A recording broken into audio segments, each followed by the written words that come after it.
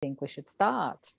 Well, good afternoon, everybody. Once again, thank you to the Sarajevo Film Festival for inviting me this year to curate these talks. My name is Paula Alvarez Vaccaro. I'm a producer and a scriptwriter. I'm the head of Pinball London, a production company based in the UK. And I'm here with three fabulous panelists from also colleagues, people I respect, people I like what they do, from whom I learned already a lot just by preparing this panel.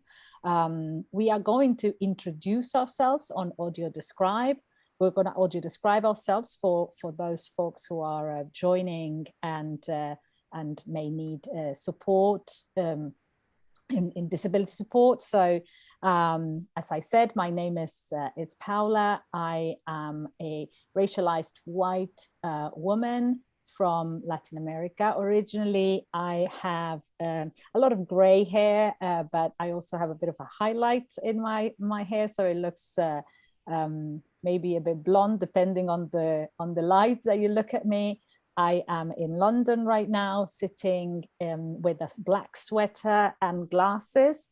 I have a record player and some old vintage films behind me, as well as a green desk lamp. And I'm gonna welcome Pamela, who is a filmmaker, and she's gonna audio describe herself. Thanks, Paula. I am a Black British woman. I'm wearing glasses, wearing a grey sweater, and my background is half blue and half white because it's a former children's bedroom. I just bought a new place, and so I have sailboats painted on the wall behind me. Welcome. And Victoria, who is also a filmmaker, joining us. Hi, Paula. My name is Victoria Thomas. I am based in Glasgow at the moment. I am Black British, got straight dark hair, wearing the red lipstick and red and blackish dress. And I am in somewhere that looks like a warehouse, but it's not because it's a virtual Zoom background. Thank you, Victoria. Welcome. And also Malikkah, who is a psychotherapist and also works in the film industry. Welcome, Malikkah. Thank you. My name is Malikkah, and I am a light-skinned African-American woman. I have short, kind of lightish brown hair. I have glasses, and I have kind of coil silver earrings on. I'm wearing a green jacket, like light green jacket, and behind me is a white door. And then my wallpaper is kind of yellow with white spots on it. Wonderful, thank you. And thank you again for joining into this conversation, which I think is a vital conversation that we're never having enough of, personally. And I think that, or I hope that this panel really opens up the possibility of having these conversations in every single event that we do, because there is so much that we need to share. There is so much taboo around mental health. There is so much that we take for granted, and so much that we naturalize or have naturalized on how the industry works, that I think starting and picking certain experiences and point of views is just the beginning of the conversation in a way. So I would invite you, Malikkah, to help us frame this conversation today, because as filmmakers, and also that I have to excuse Rebecca Day, who was also going to join us, who's also a psychotherapist, but she had her baby. She was pregnant, she had a baby, and I think that walking the walk means mental health panel, mental health, body health, life health implies that she's with her baby as she should be. So sending her our best love, congratulations, and already thanking her for making this panel possible as well, because I met Malikkah through Rebecca.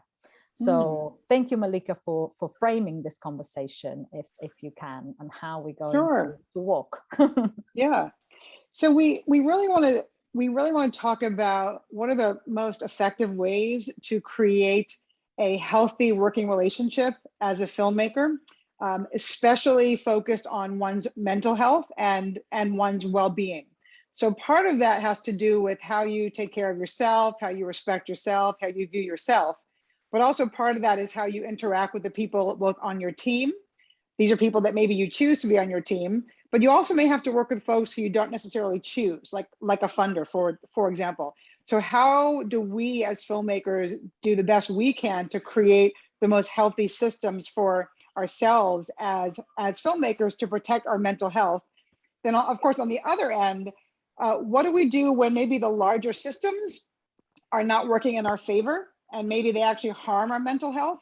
What do we do even when there are people within our film community, or rather working on their project, who are also maybe not treating us in the most kind and respectful ways?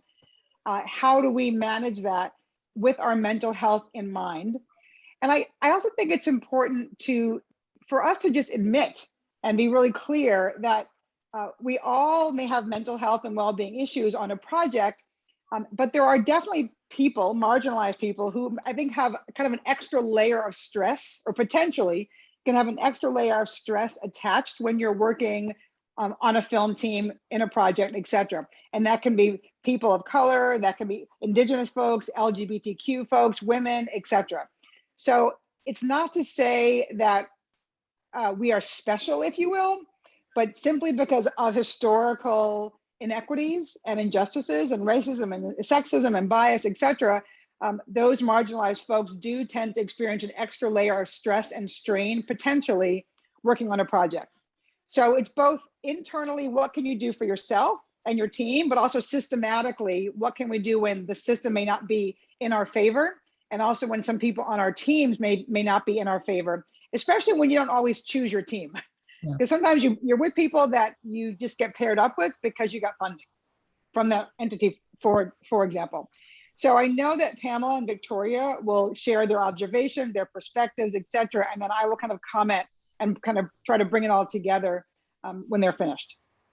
Absolutely. Thank you so much, Malikkah. Pamela, I wanted to invite you to tell us your observations, yes, your point of view, let's say, as a woman of color, having working relationships, being in working environments where, like most of the film industry, we are dealing with mainly male, mainly white or racialized as white and people. And that creates like a whole different experience for someone who is not the template or what's considered the centered person, let's call it.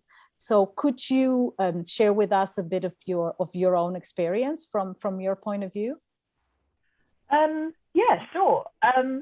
So one of the things that in the chat that we had before doing this panel was talking about, like, for me, so my background is sales and distribution.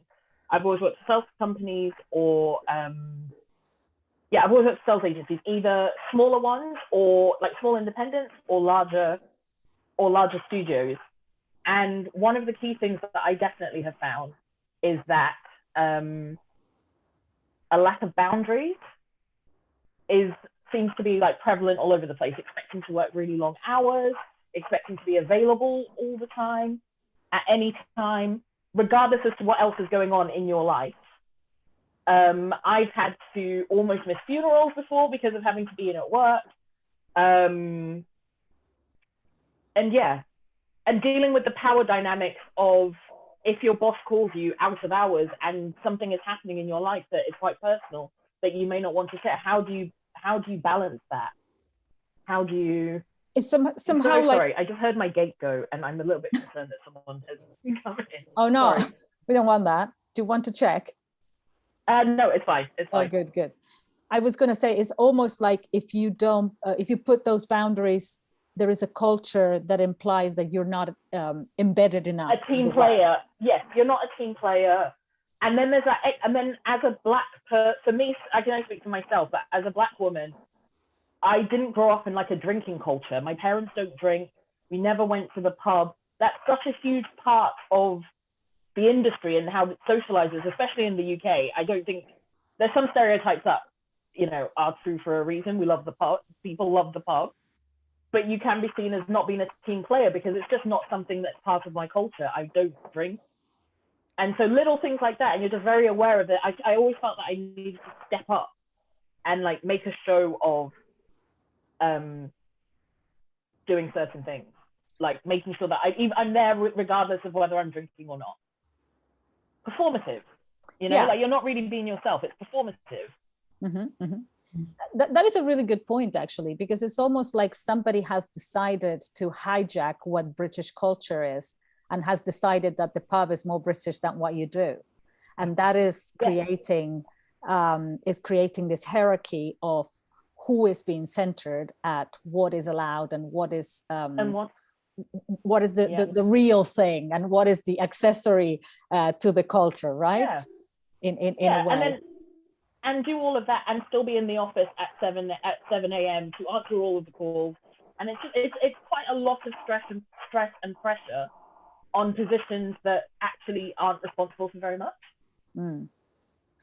Victoria, you are based in Scotland, and I would imagine you also experience some of this. And what is how do you view this centering of which part of culture, and where do you stand in this? I'm based in Scotland, but I also found myself kind of working quite exclusively by coincidence in international co-productions, largely between continental Europe and sub-Saharan Africa. And of course, I came into the industry after being a lawyer in corporate finance, and then sort of went down the film school route. Worked as a producer for years, and then moved into writing and directing. So I have kind of seen it from 3 different points of views that are all just as important. I mean, film schools we know can be very triggering places, largely because of the curriculum and the canon, which does center a particular culture. And the criticism doesn't always allow for, I guess, the non-white straight male point of view, because that's not necessarily the films that make up the majority of the canon or the academic writing around it. And so now, being a lecturer in a film school, I was very proud to see this generation of students questioning the curriculum and forcing the film schools to decolonize the curriculum, which is happening. But at the same time, I have colleagues who you can see are resisting this, because these are things that they consider classics, and they are struggling to accept that it's problematic, or that people from different backgrounds who are probably portrayed in very insensitive ways in this content can find that material triggering. And even down to the lecturers that come into the film school. I just had somebody say to me last week that it would take them 2 years to diversify the lecturing pool, because in order for them to have lecturers of color, they had to get a diversity consultant in, which I thought was absolute rubbish. And it was just something that they didn't want to do. But they could not understand, from the perspective of the non-white students or non-white Western students, why it was important for them to have industry professionals that look like them talking to them about the industry, right? And then, of course, as a producer working in international co-productions, I was lucky in the sense that I was in a naturally diverse environment, and I was working for producers who wanted somebody who could speak Africa and Europe, because they understood the importance of that understanding. So for the longest time, I was really protected, and I was sort of like in this liberal bubble. And then I came into being a writer-director and having to work with producers where it did not necessarily matter to them. And they could not understand why the crews needed to be diverse. Or in my case, on one scenario, I was doing a film that was very culturally specific. And I was the only Black person in the crew, because the producer said to me, well, the executive producer said, it's not about who makes the film, it's what's on screen. And so the fact that then, as a director, I was having to, I didn't have that opportunity to have the creative conversations with my team, because I spent a lot of time having to teach people stuff rather than bouncing ideas off each other, because people just didn't understand. And then we had people who didn't understand but did not accept that they didn't understand, and wanted to go ahead and do things like dress Muslim women in kimonos, but could not understand why that was upsetting for me, because I still remember the costume designer waving her fingers and telling me it's all flavor. And she couldn't understand that it was offensive. And so then when you're in a minority in that situation, how do you call that out when that costume designer is protected because they're friends with the producer? And as a Black woman, you're always very aware of the fact that if you speak up, you then get labeled angry and stroppy and aggressive. But then as a director, you also want to make a really good film. As a Black female director, you're also aware that you're not really allowed to make that many mistakes.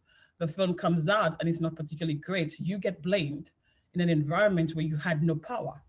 And then you go to the financiers above these people. But then if the executives are also not a diverse pool, they also don't understand the cultural nuances of your work. I remember my shoot being postponed for 2 weeks because the exec wanted me to get an NGO to certify that the story in my film was valid because the story was very foreign to them. Because again, as a Black writer, you're dealing with executives in public funds that are not always diverse enough to support the diversity of voices in the UK. So rather than focus on the film and the creativity, you are having to juggle so many more different things than some of your white colleagues. Like in my case, I was very lucky to have allies, largely because I had been a producer for so long. So people like Pamela were getting calls from me. I had friends who were Muslims who I was calling to say, can you please send me links to where you shop? So I can provide it for people so I don't get embarrassed in front of Black Twitter, you know, but it was that thing where I spent so much time having to not call stuff out and having to internalize it. And because I also did not want to be seen as the angry Black woman when I probably had things that I could be upset about, you know, so it's sort of kind of pressure cooker environment. But then you also know that at times there can be ignorance, but it's easier to deal with ignorance when somebody can accept that they don't know. I think when they are dealing with people who don't know, but don't want to accept that they don't know, or don't think you should be telling them stuff, then it becomes even more problematic because now you are in this incredibly helpless situation. Thank you, Victoria.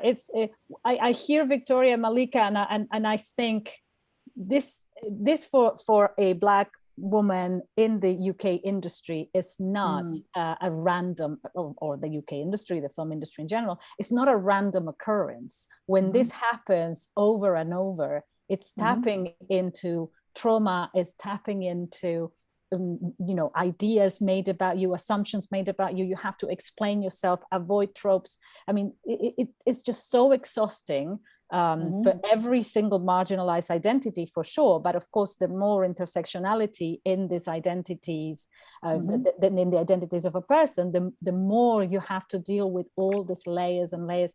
How does this you are a psychotherapist, but also work in the film industry. When you do consultancies or when you work with filmmakers, how can this be tackled from the BIPOC side? Because on the other side, unless there is a real change operated by the industry, BIPOC people cannot do much, but you know, do something to care for themselves. So what would you say is could be an interesting way to start this self-care? Yeah, well, I definitely think from the beginning, if something does not feel right in your partnership, like in terms of your gut instinct, then you're not crazy. And you need to trust that something is not going right. That's the most important thing. It's that little voice inside of us that we all have, but we often tend to ignore, or especially if you're a BIPOC person, a woman, etc., you're told to ignore that little voice. So really important to acknowledge, all right, something is not feeling right. I'm not being treated properly. My story's not being treated properly. I'm not crazy. I need to know that this is actually real and this is actually happening. It's also really important, I think, to make sure that you have a community of people, not necessarily on the project, but just around you that you can tap into, you can lean on. Because the reality is you're not going to be able to educate the entire film community that you're working with. You just can't. Some people who are like, for example, on Victoria's like larger team may want to learn more. Like, let's say a white producer may want to grow and evolve. Others may have no desire. They may think nothing is wrong. So it's so important as a marginalized person to take care of yourself first and to know your limits about how much change you can actually create. It's probably not a whole lot, frankly. But I think what's really important, again, is community. Now that community can be a spouse, it can be a mentor, it could be a group you're involved in, however you want to create it. But it's important to have that community before you start the project. Now, hopefully, you have one you can lean on whenever, but it's so important, especially when you're working with people who you don't know on your film. Make sure you've got a community before you start your project. In the world of psychology, people call that protective factors. So who are your protective factors that you can lean on if things start to go poorly? So again, know that your gut instinct is something does not feel right. You're not crazy. Who can you lean on? Know that your ability to make change is limited. I also think, lastly, it is so important. It's hard. This is not easy, but it's so important to create your boundaries from the beginning. Now, I know Pamela was talking about how she may get a call from a boss early in the morning, or have to miss a funeral or something. I actually think secretly, people in power especially will respect you more if you set your boundaries from the beginning of the relationship. Now, they may try to push those boundaries, but part of your job is to keep reasserting those boundaries. Now, I know it's tricky when you're dealing with a boss, because a boss can fire you, and I totally get that. But it is really important to make sure that your boss or supervisor, whoever, knows what your boundaries are, and you talk about them before you start working together. Because frankly, if you don't, and you show up at 3 o'clock in the morning to work on a project, they're going to get the message that your boundaries are fluid, which is not healthy. Then they can keep calling you and keep abusing you and keep abusing you. And that's not healthy. And part of that, frankly, I mean, a lot of it's on them because they're not understanding what power really is. But part of that, frankly, is on you. You need to set, you as an adult professional need to set your own boundaries. And actually, and this is the last point, if anyone who's listening is in a position of power, it is so important for you to understand how much louder your voice is when you have power. And if you make a request of someone, it has a whole different tenor than if you are on the same level as that person. And that you cannot, it's not okay to be asking for things out of the bounds of someone's normal job. The message you're sending to your colleagues, your team, your crew is not a healthy one. And again, your voice is louder than anyone else's because you're in a position of power. It is so important to know the seat that you sit in with the title that you have. Absolutely. Thank you. While Malikkah was talking, I remembered, Pamela, that you also did work on Time's Up in the UK. And if there is a space where you deal with power, right, and power imbalances, what was your experience as a woman of color in that space of your career and what you experienced there? So my role in Time, I was actually asked to start attending. So Time's Up in the UK started as a series, I think pretty similar to in the US, it's a series of meetings with women in the film industry. And the person who told me about them was a lady who was like, I'm very aware that this is a very middle-class white room and we need to do better. So I don't know, I wasn't in that meeting, but I felt like there was a recruitment to get women of color into those meetings because it was becoming kind of an echo chamber of wealthier, older, more established women in the industry, but that's not what Time's Up was set up to do. Not set up it wasn't set up to be like a girls' club, a sorority in the film industry. It was set up to address the imbalance. Mm-hmm. In the UK, my role in the UK was voluntary, and it's chairing the Women of Color group. Mm-hmm. But even that in of itself, and its conversations that the pandemic kind of put paid to a lot of work we've been able to do. But one of the conversations we've had is that the fact that there's even a Woman of Color group is kind of inherently racist in of itself, because all the other working groups within Time's Up are directors, agents, actors. Well, we're all of those as well. Like, we do all of those roles as well. So there is that's been looked at. So because sometimes there's this of color umbrella that is put there as if it's separate to the job that we're doing. Like, no, I'm still a producer. I just happen to have brown skin. Yeah. It doesn't have anything to do with my ability to produce a film. Absolutely. And this is where when we talk about diversity and inclusion, and someone was saying to Victoria, it doesn't matter who makes the film. What matters is what's on screen. It's actually, yes, it does matter, because in your identity, you are bringing to your job who you are as a full person, and it's not the same to just make it appear as if it's diverse from the story that you're telling alone, right? Yeah, no, 100%. And as a producer, for me, Victoria and I happened to be shooting around the same time, and we were funded by more or less the same funder. And we had very, very different experiences.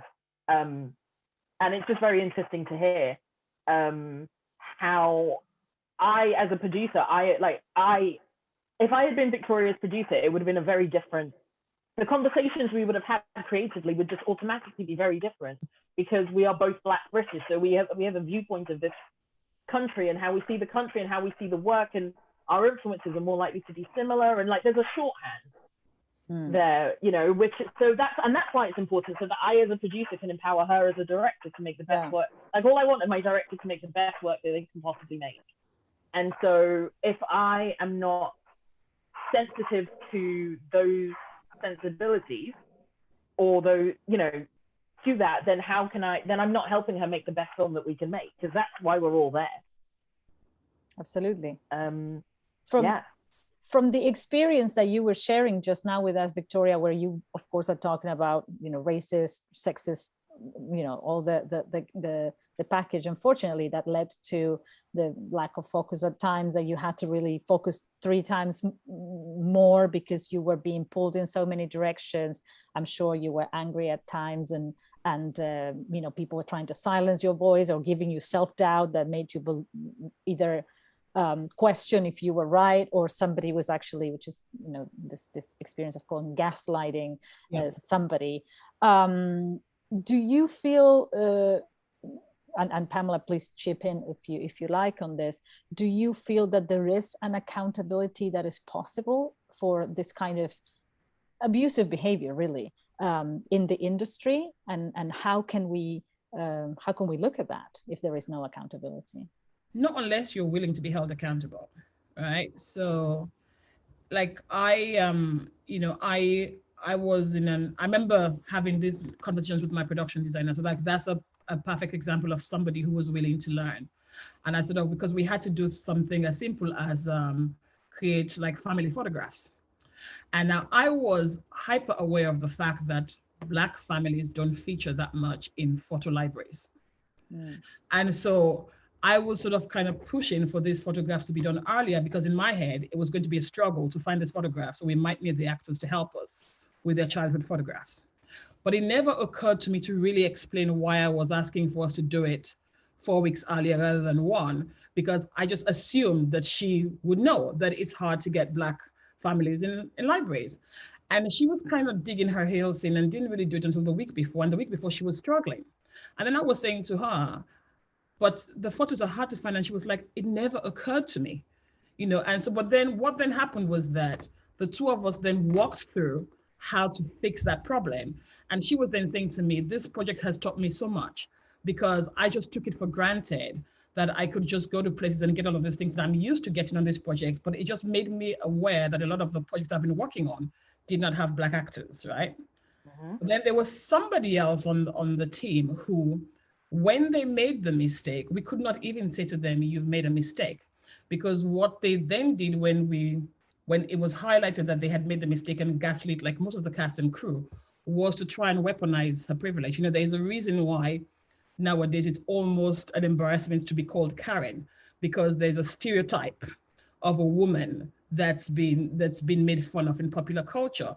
Because again, a lot of the times when we talk about diversity and marginalization, people are so comfortable now blaming straight white men, right? It's everybody's talking about white men. How do we diversify the place and just remove the white men? But we also forget that from the perspective of some women of color, some of the biggest gaslighters are not white men, they are some white women, you know, who are very aware of their white privilege and can weaponize it the same way some white women can use their privilege to be allies. So I think the accountability comes from it's a very personal thing. You know, like in my case, I was just going like, okay, now I'm going to set boundaries. Now that I see what I'm dealing with, I've got to set boundaries. And I remember one of the execs was kind of like, it seems like you're intent to punish.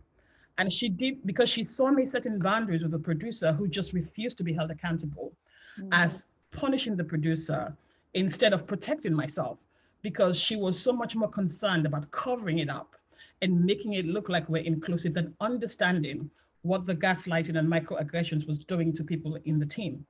But similarly, after that job, I started working on a TV series with an S-board. And the first thing they did was enroll all of us in an HR class. And I remember sitting in the HR class and thinking, did somebody say something? Because literally every single case study that was on a slide had happened on my shoot. And they were using it as an example of what not to do and how we should support it as heads of departments, because they did not want to encourage that culture on set.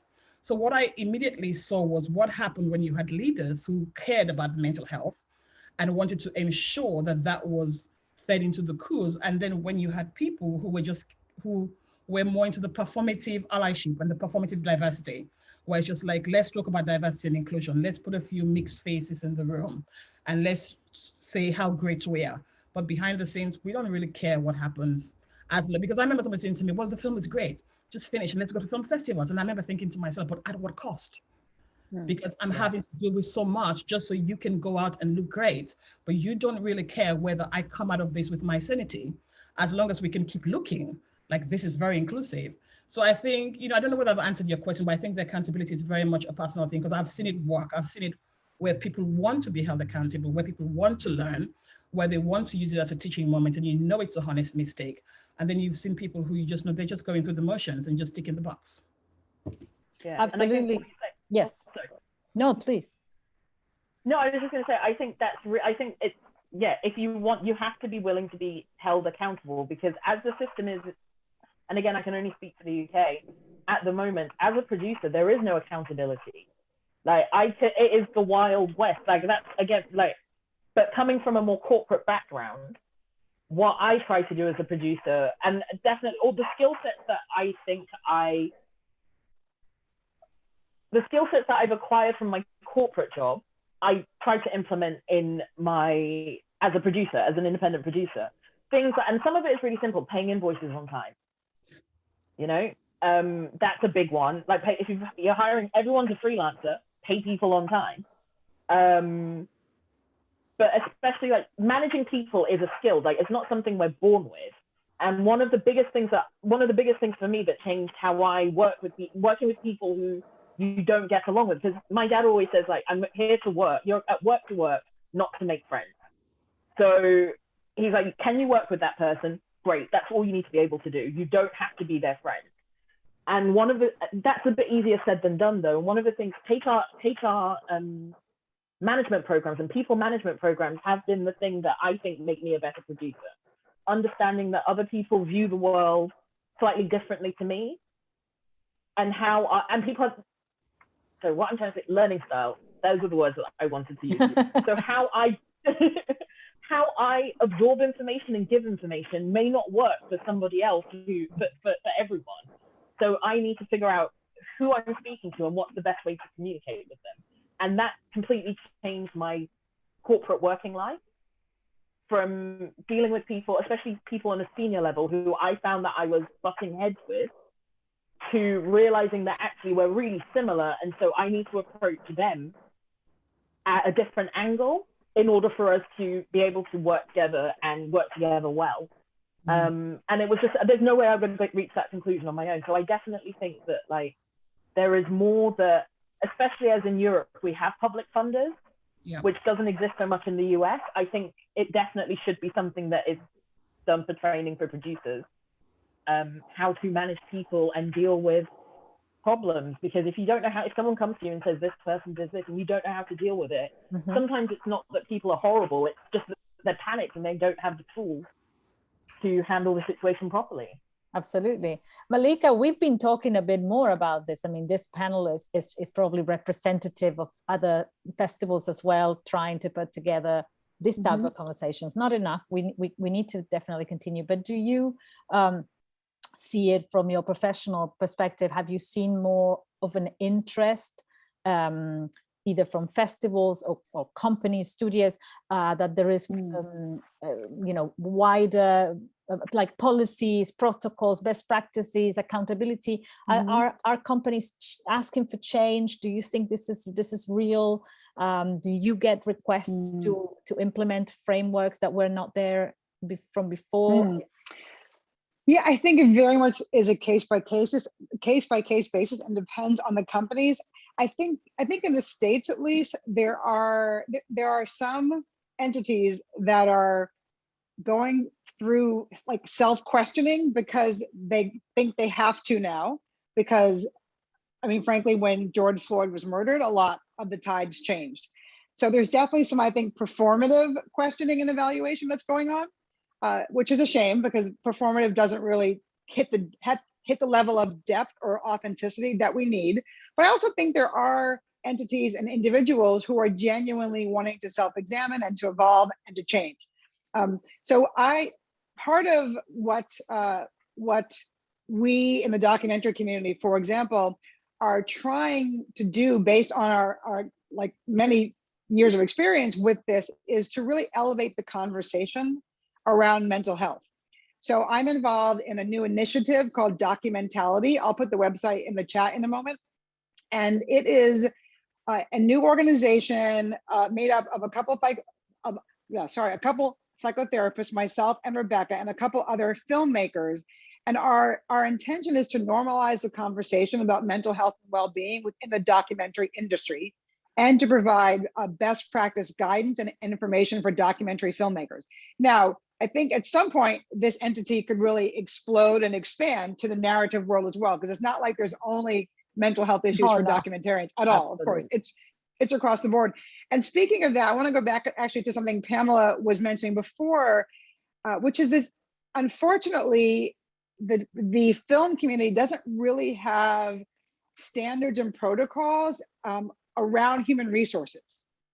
That and now, and the field of HR is huge. It has to do everything with, like, from health insurance to what Victoria was talking about, which was she actually got management training. And I think that is one of the huge issues, is there's no kind of overarching body over the film industry who's holding folks accountable for bad behavior that can harm our mental health, but holding them accountable by training people. It is so important to give basic I mean, this is like kind of a first step, basic management training, how to manage other people, especially how to manage other people across cultures, or across genders, or across gender orientation.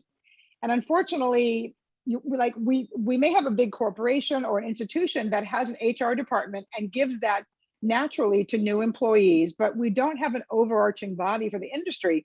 So what do? Like, we have things like Harvey Weinstein, Scott Rudin, et cetera, who have been abusing people for decades because there's no our overarching body holding these folks accountable. So on some level, like, that's what we need. And it's not hard, it's basic one-on-one training. So I'm gonna put the Documentality website absolutely link in the chat. So to answer your question, Paula, I think there are some genuine people wanting change. I think the larger, powerful entities, there are genuine people within them, but unfortunately, they're allowed to keep making a lot of money without a lot of change. So, like, what is their incentive to change? Is it performative, or is it actually genuine? And it depends on the person, the entity, etc. I do think, though, I'm an optimist by birth, if you will. I do think the tides are turning, and slowly we will be moving in the direction of more policies and protocols. Yes, eventually. Well, for starters, we are talking, and this is, I think, part of the journey, right? And the other thing I would say is definitely we need protocols, because of course, when you see a Harvey Weinstein coming through the headlines, it's very quote unquote easy to identify it, but the main issue here is those nuanced cases that are that are covered at times even with niceness, and then we end up debating intentionality. I remember a wonderful trainer, Nova Reed. I have to say her name because she's made a big difference in the way I think some of these things. Said one time, when you go out and you are in a shopping center, if you actually crash somebody's car, you never left your house thinking, I'm going to go to the shopping center and crash a person's car. But that doesn't mean that the lack of intention didn't make the dent in somebody's car. So we are used to looking at intentionality and niceness as some deterrent to the harm that we could be producing. And this is actually the nuance that also protocols or rules or ways to deal with these matters can help everybody in the industry understand what are next steps and where are my boundaries. Because of course, some of the things that Victoria, you were saying have also to do with power. When you are dealing with your funders, and especially in Europe, like Pamela said, we have these public funders, but it's not that you can turn around and go to 300 other funders. There is one funder, there are two, there are three. So if you become labeled or people are making your life nicely hell, where do you turn to? So I am so interested in thinking, how can filmmakers understand that this system is also to deal with those very nuanced examples, and when we talk about microaggressions, or we talk about gaslighting, everybody should be very understanding of the concept, and yet only people suffering are. Yeah. I think, no, that's really true. No, I think people do understand, but I think there's just, like you said, because there are not that many funders, there's a fear about being blacklisted and stuff, which also tells you how the sort of impression the funders have created about the environment. But I think somebody said earlier, like it's just, again, like the power dynamics. At times, a lot of the bad behavior exists because as filmmakers, as crew members, we are aware of the entrenched biases. And some of us weaponize it when we can. But there's some people try to change it. So like, let's make no mistake about it. Like people on set, some people know their advantages, and they know their privileges. And I think that is a part of the issue. So like in our case, we had like a production executive who was a bully. There's not a single person, and I called quite a lot of people in the industry for support.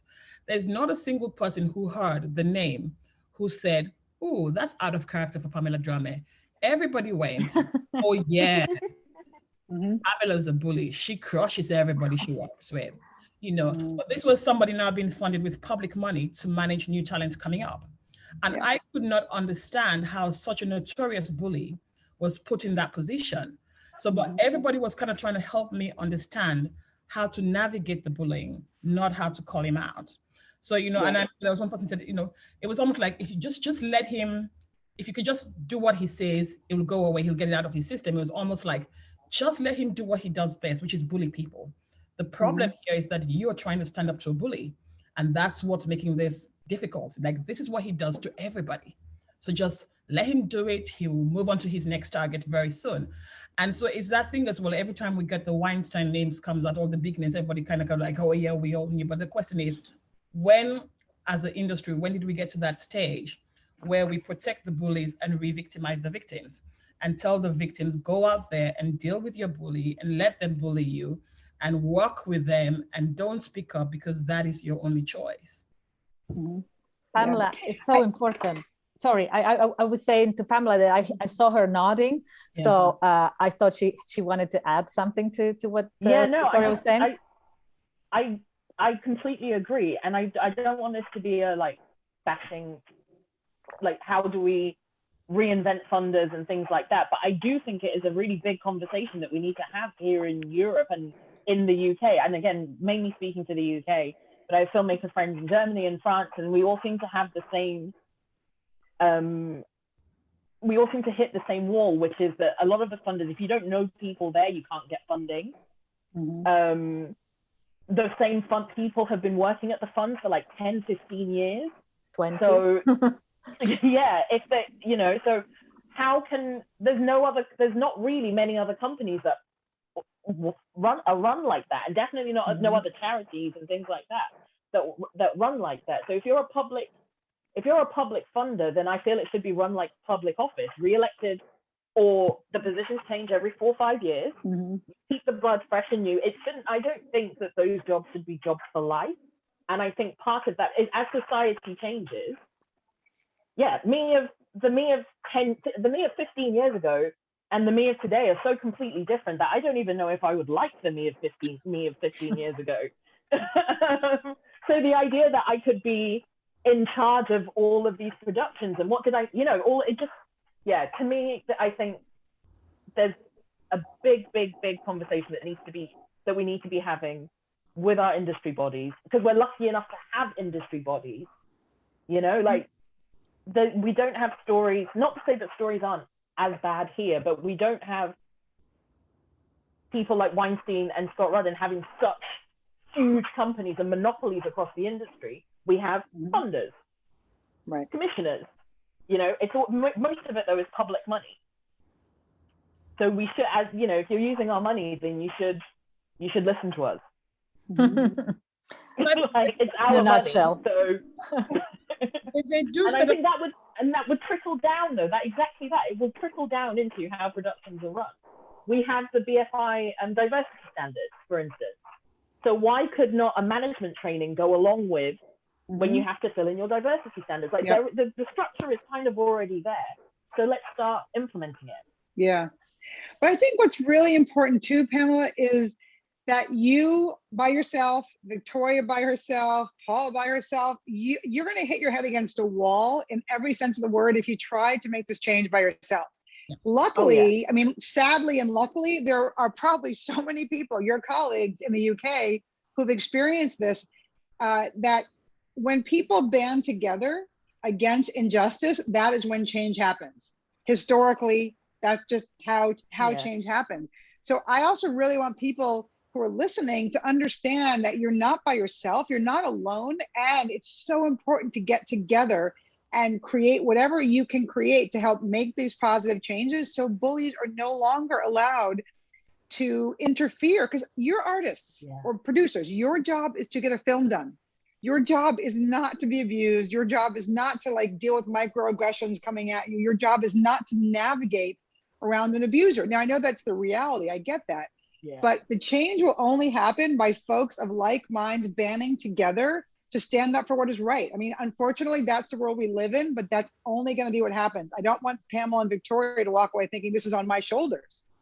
I mean, you know, it's not, but I'm just giving you as an example. Because, I mean, talk about harming your mental health. I mean, that is just brutal. You can't be thinking that. You cannot do it by yourself. No.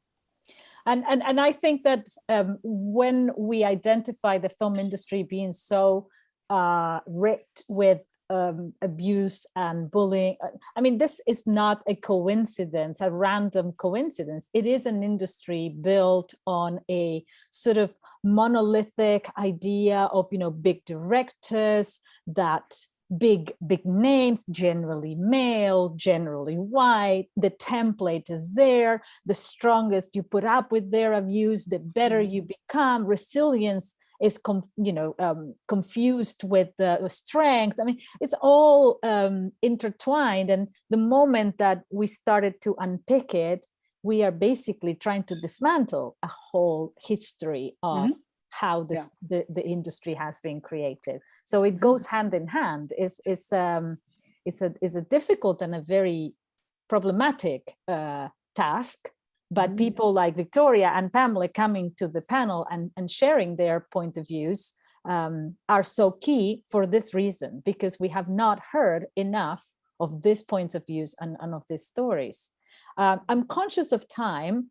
The whole thing has really flown. We are 10 minutes away from ending the panel. So I am going to see if I have missed any questions. I saw a question around there. If you have any questions, please do put them in the Q&A chat or in the chat. I'm going to read them both. Somebody's asking to recommend reading material around communication, setting boundaries, negotiation, mediation in the context of film productions. Whoa, and thanking for the conversation. I think Malikkah has shared two links, actually, one about documentality that I'm sure will lead to some resources, and also about the Better Together Summit, which was an event that happened in May 2021. Where you can dig deeper. If you go to that link and go to the organization, you can find out more about some of the resources, because actually this summit was sponsored by a lot of very famous media organizations, and I think they hired 4 or 5 therapists who work in the industry to put together like this toolkit. So they have a really interesting toolkit, and it's mainly for narrative filmmakers. So you can dig deeper from that website. But even though it was back in May, they still have resources on their website. Absolutely. I don't see a lot more questions coming in, so I'm just going to bring a bit of a summing up of what we discussed, just to make sure we don't forget what we discussed today. We were talking about having systems of support, remembering that there is strength in unity, there is strength in community. Also, we discussed boundaries, which is a big part of the problem in the industry, but also boundaries that we have to set ourselves in order to set boundaries for the industry, unfortunately. And that sometimes can be a bit difficult because of the power dynamics that we mentioned, and also because it's not up to us to change what we cannot change, to control what we cannot control. We can control what we do with ourselves, but of course, if the power dynamics is so unequal, it can leave us in a very vulnerable position. So hopefully there is community where we can go to. I think I didn't forget much, but I will let you, Pamela and Victoria and Malikkah, to give us your summing up as well to close the panel. Victoria, please. Ooh. I mean, I think it's great that the conversations are happening, but I think we also have to kind of obviously move beyond the conversations and take action. I know that in my case, what I have found incredibly useful is having a network of support and allies. And when it comes to moments where I have felt like perhaps the bullying came from, racial bias, my strongest supporters have been white women and men who have stood up for me, who have seen injustice and spoken up against it. Like in this program that I just recently did, it was somebody else in the cohort, another director, who was going through the same thing, who had not spoken up about it, who called me and said, I've heard what you're having to deal with, and I am going to go in there and register the same complaint because I don't want you going in there by yourself. And this is not somebody I even knew that well, and we had never even spoken that much or spoken about race because the entire lab had been on Zoom. And she said to me, I'm a white woman and I know my power. If I go in and say this is a problem, they're going to listen to me. But if you go in and say, they might brand you as an angry Black woman. And true to her word, she did book a meeting and she did go in there and she did make her views known, because she said to me, if this ever goes up, all they can do is try and bury my testimony, and then I will come back out and say, why? How come you are not labeling me as well? But I don't want you to be the only person saying it. And that made me feel so confident and so empowered. And it's that thing of, okay, so I'm not crazy. Like, this is really kind of going on. But in my case, it's just really I've managed to have some really strong allies that have kind of taken me through, and I remember the whole time, even when I was calling Pam for support, I was saying, what is it like for the new people coming in? Because I probably have this support because I've been around long enough to have my own network of support. But what happens when a younger Black girl is coming into the film industry? She is alone and she's having to deal with all of this. And she does not have the support or the confidence to come forward and call some of these things out. And then we keep on talking about the turnover and the fact that we're not retaining people from underrepresented backgrounds. Is this some of the reasons? Because people just kind of feel like we can't continue like this, so I'd much rather quit. So the thing is, how do we, because like the film and TV charity, it was the first time I ever had to call them because the bullying got so bad. But as much as they were supportive, there was nothing they could do other than record the testimony for research. And it's like, okay, so me being bullied has to be more than research for the government. You have to be able to intervene on behalf of the cause, because there's no good telling me this happens all the time. You're not alone. You're not crazy. Now go back to work tomorrow. But I hope you feel better, because now you're working in an environment that's really messed up. It's just kind of like, I think we need to now begin to look for really actionable solutions that can help weed stuff out, so that when we all see the bullying, we call out the bully as opposed to tell the victims how they can cope better with the bullying. Absolutely. Pamela? Yeah, I think I basically am pretty much going to echo Victoria. I'm a bit more of an anarchist, so I'm a bit like, burn it all down and let's start again. But I get that doesn't work for everybody. But yeah, having a support network absolutely is key. And like, Victoria is in mine and I am in hers, and we've only known each other for about 4 years, so it's not like we came up together, but there's so few Black women in the British film industry that we all know each other and we all call each other. And the other thing I would say is that there's power in numbers. Yeah. So if everybody's in and this is one of the things that came up actually through Time's Up, which is that Time's Up as an organization has a power to address issues as a group, as a collective, so that the blowback, because inevitably when you're challenging these institutions, there is blowback, but it doesn't come back on an individual. And I think that's really good advice for anything. Like, if we can group together, there's a power in the collective. So find your collective, find your people, and come together to challenge those obstacles that are in front of you. Less easy against microaggressions and things like that. So I think what Malikkah said about boundaries and setting those from the beginning, I wish I had known that when I started out in the industry. I'm great at it now. My boss doesn't have my real phone number. I'm that good at setting my boundaries now. Yeah. He has my work phone number, and Beautiful. that is not operational past 7 p.m. ever. Yeah. Beautiful. So, yeah, but I didn't know that when I was starting out in the industry. So that's And that will great take advice. an extra €5 or £5 SIM card. Yeah, Yeah, exactly. Yeah. That is cheaper Exactly. than the 3 extra therapy sessions we will need to get rid of the trauma. That's very good. Yeah, Paula, Malikkah, I have my real phone number. absolutely. Paula, That's such a brilliant idea. I see someone in the chat said that they're a white Jewish woman from the Balkans, and she sends her appreciation. So just a message to folks on this call who may be white, for example, or of any mark. Racialized as white. Racialized as white.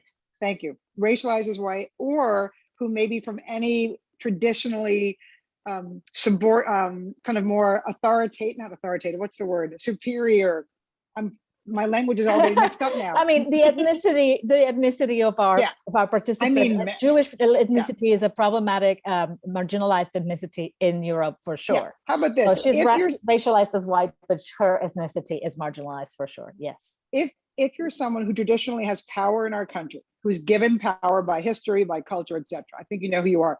It is so important for you all to stand up and speak, because for better or for worse, the industry listens to you, or may listen to you, with different ears than they will listen to Victoria, Pamela, or myself. It's a shame. It's a fact of life. And so if you want to be an ally, it's great to attend these webinars and keep coming. But then, like Victoria said, when this is over, get off the webinar and go do something on behalf of your marginalized brothers, sisters, etc. That is really what's most important. You've got to actually take action, whatever that looks like. Take action. And for folks who are in more marginalized communities, community. Find your community. Absolutely. Well, I think on that note, community, I really need to really thank you once again for being here and having these conversations. I know at times it's extremely tiring, to have to educate, or even having to tell once again and again the experiences. So I am extremely aware of that. I just want to say that, to me, the easiest way to try to understand another person's experience is to really, in your head and in your soul and in your heart, try to put yourself on their shoes. And in order to put yourself on their shoes, you have to know about their shoes. So the knowledge is not just in the mind, is in the heart and in the soul. So it's really about reaching out and not being afraid of asking if you need to ask questions, or you need to get beyond what you think you know. And definitely around racialized identities, there is the big construct and the big invention of race, and we are dealing with that definitely. So get curious, get very curious about these topics, and you'll all come out maybe more. We all come out more understanding of other folks that are still living traumatized, intergenerational trauma, and we need to really all do our part, I think. So thank you very much. Tomorrow is our last talk. Thank you. I'm going to invite you 5 p.m. UK time, 6 p.m. Central Europe time, to come and see if critics are still needed. Thank you once again for Sarajevo, for Malikkah, Victoria, Pamela, documentary, my people from Documentary Campus, and yeah, and everybody who came here, and of course Jackie from Screen, who was there behind the scenes. Until tomorrow, goodbye everybody. Thank you. Bye. Thanks, Thank Paula. you.